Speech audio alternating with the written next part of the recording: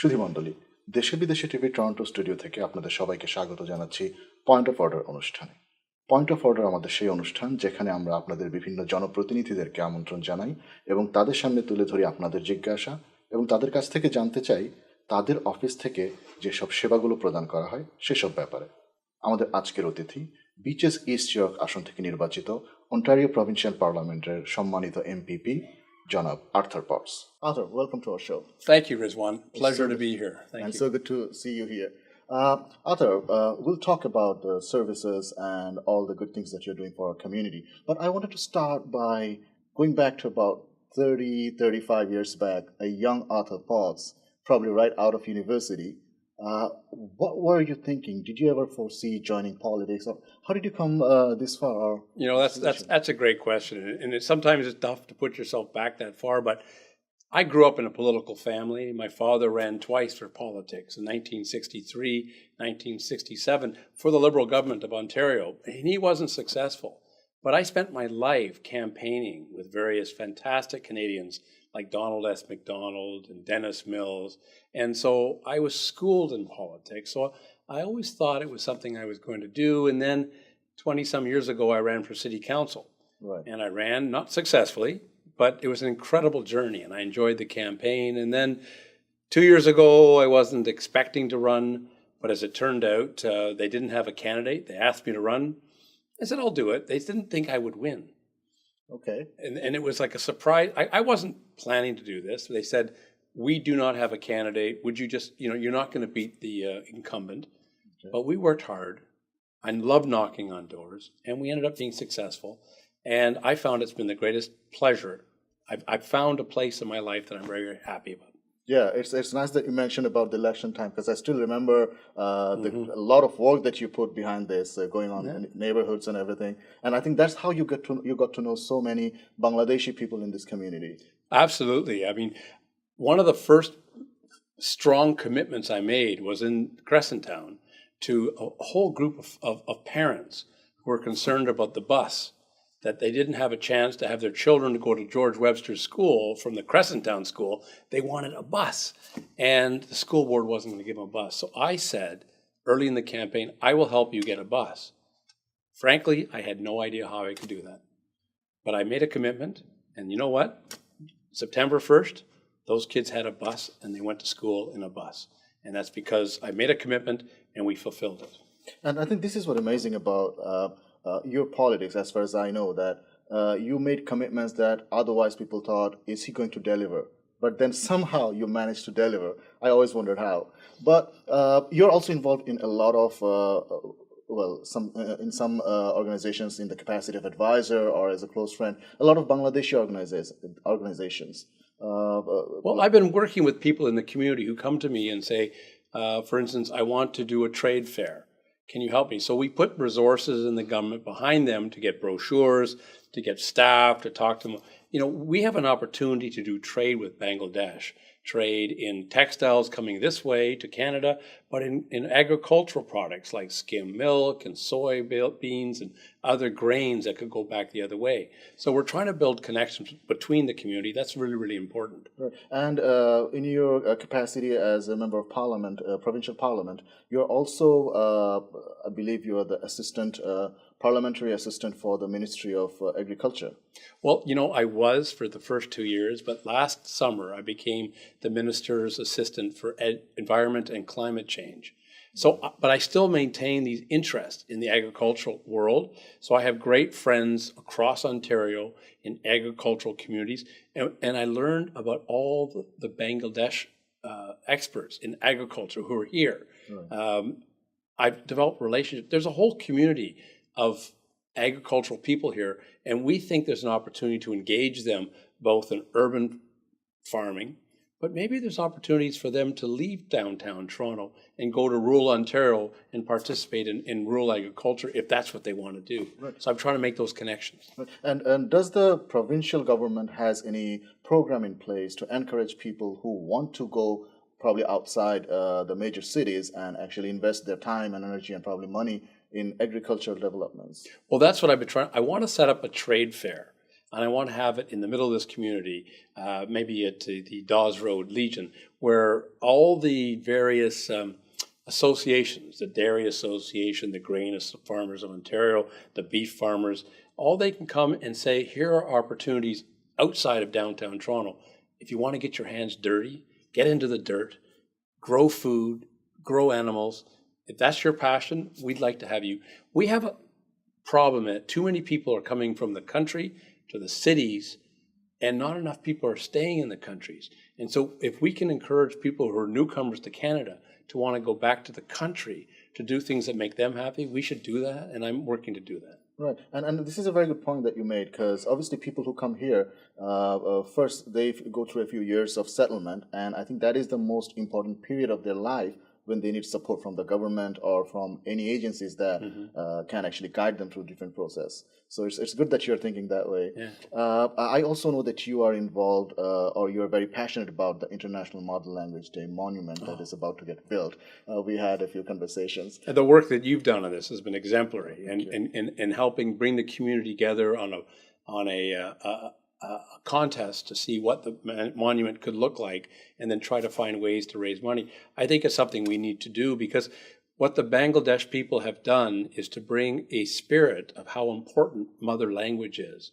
And in Canada, I think the First Nations of our country have picked up on this importance, and I think it's helped invigorate their own interest in their mother language tongues. And there are hundreds of different dialects First Nations spoke, and I think that's an important part of it. So the fact that it's not just focused on one language, but it's the one language that triggered the revolution, that triggered the independence, is so important, and I'm delighted that we can participate with that. Right, we and the community are definitely looking forward to your contribution towards that.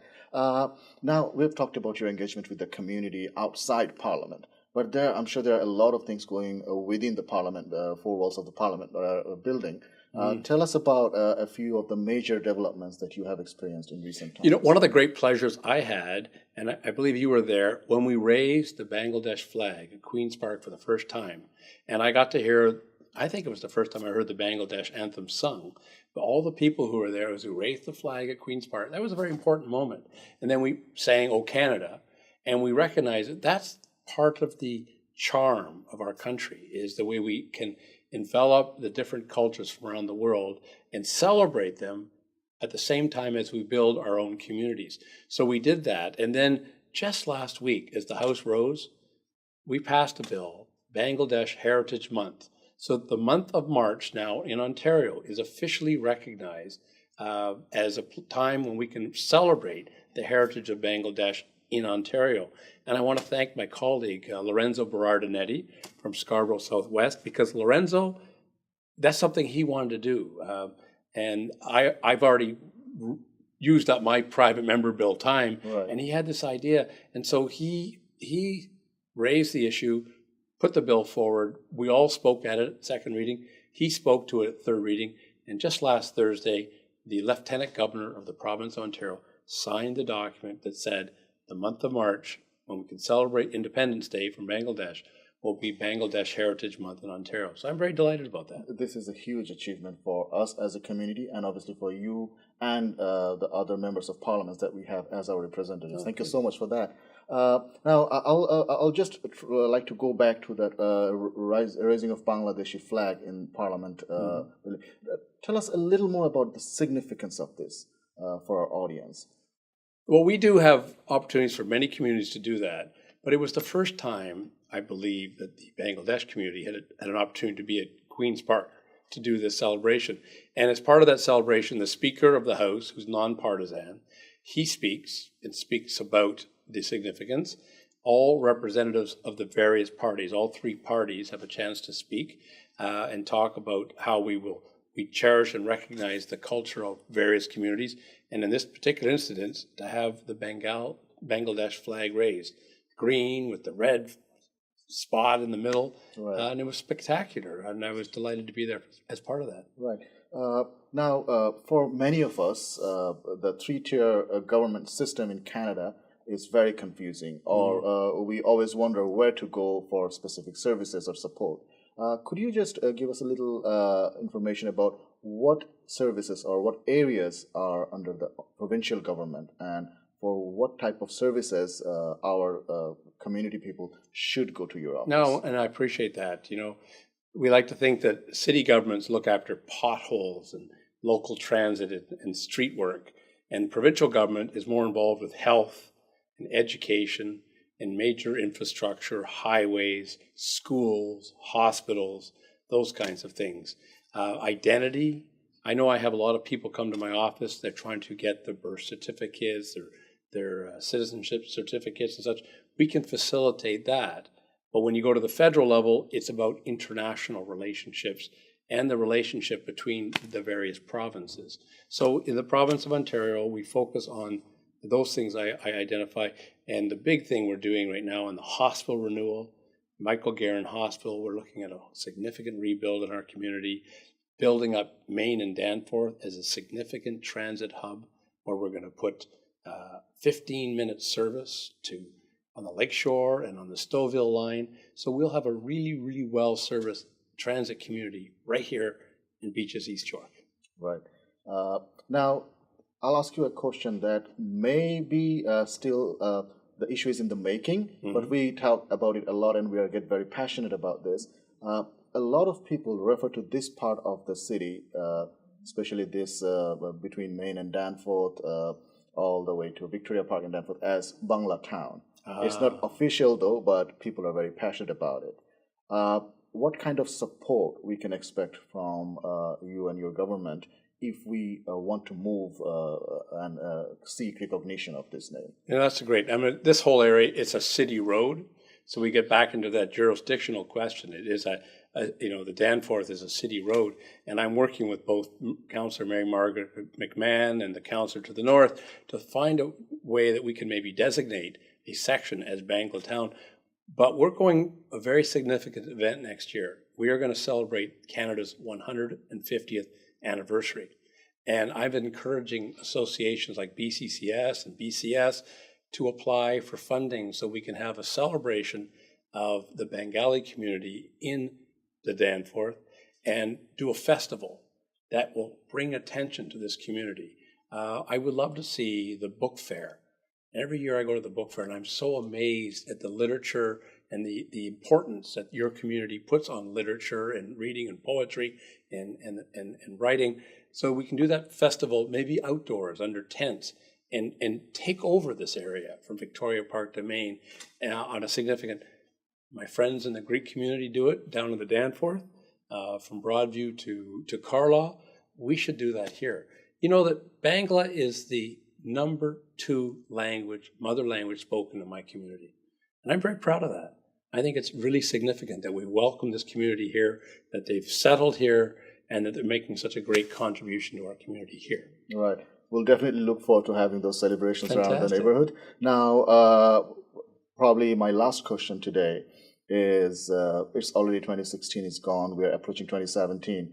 Election is probably 2018 or 2019. How do you see next 2 years, or do you have any specific issues that you want to, as you've been delivering on many of the issues, what are your priorities for next 2 years? I am focusing on a lot of work in the environment, climate change initiatives. We've passed a lot of legislation to bring a cap and trade program. I'm now the parliamentary assistant to the Minister of Environment and Climate Change. We have to deliver on a cap and trade program, which will make the cost of fossil fuels a little higher, but we'll take the proceeds from that and we'll invest it in renewing people's, renovating people's homes, making electrical vehicles, electricity more inexpensive, and a whole bunch of programs so that we can reduce the emissions. This is the most important issue facing the world, that we can reduce our carbon, and that's where I'll be focusing my energies for the next 2 years. Amazing. I'm sure a lot of our community members would be joining you in that journey. Arthur, it has been a pleasure having you in this show, and I really hope that we can have you a few more times in the near future where we'll touch on a few of the issues that we could not touch today. Well, thank you very much, Rizwan. You know, I'm so pleased to be here. The Deshe Bideshe, I was at the convention center in early February, and what a great launch of a TV station that can bring issues, local issues to people in my community and across Ontario and Canada who care about the Bengali presence in Canada. So I'm delighted to be here, and I look forward to do more of this in the future. Thank you very much. I'm sure we'll have more chances. Thank you. Excellent. Cheers. সুধীমণ্ডলী, এতক্ষণ কথা বলছিলাম bitches east York আসন থেকে নির্বাচিত Ontario provincial পার্লামেন্টের সম্মানিত সদস্য Arthur পর্সের সাথে। আপনারা জানলেন তার অফিস থেকে প্রদান করা বিভিন্ন সেবাগুলোর কথা। আমাদের অনুরোধ থাকবে আপনাদের যে কোনো প্রয়োজনে আর্থার পর্স অথবা তার অফিসের সাথে যোগাযোগ করবেন এবং সেই সেবাগুলো আপনারা গ্রহণ করবেন। দেশে বিদেশে টিভির সাথে এতক্ষণ থাকার জন্য অসংখ্য ধন্যবাদ। দেখা হবে খুব শিগগিরই।